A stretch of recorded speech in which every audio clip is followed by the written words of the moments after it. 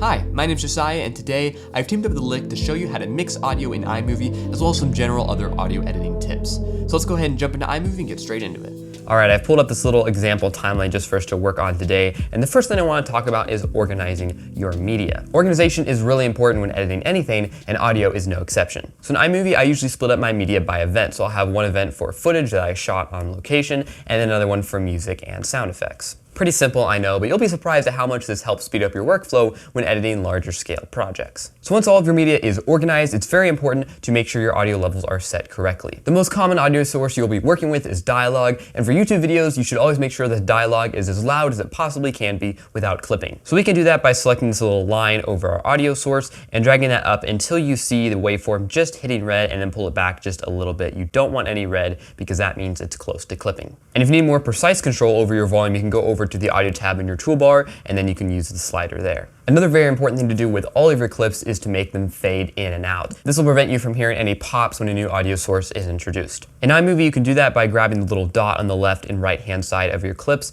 and you don't need to do it too much because it just takes a little bit to prevent those pops. All right, now I want to go ahead and start adding some music. So I'm going to go ahead and drag the song down and put it underneath my timeline. And rather than just keeping the music at the same volume during the entire track, you want to adjust the volume depending on what content is being showed. For instance, under dialogue, you want it to be softer than under an intro or B-roll. So let's go ahead and pretend for a moment that this black bar is our intro. I'm going to go ahead and cut the music between that and our dialogue. Now I can increase the volume of the music underneath my intro and decrease it underneath my dialogue. Now, of course, we don't want it to just suddenly drop in volume, so what I'm going to do is extend this clip here and then add a fade on both ends.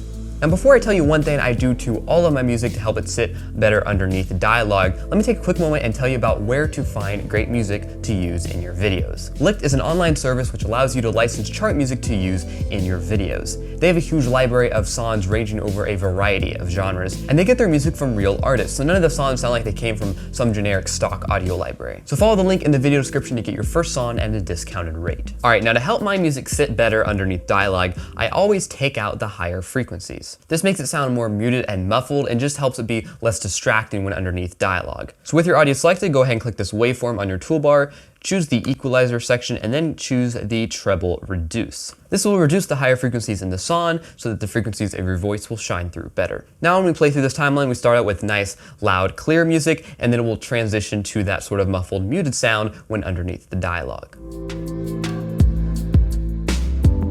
This is an example clip in which we will provide dialogue to mix later with sound effects and music.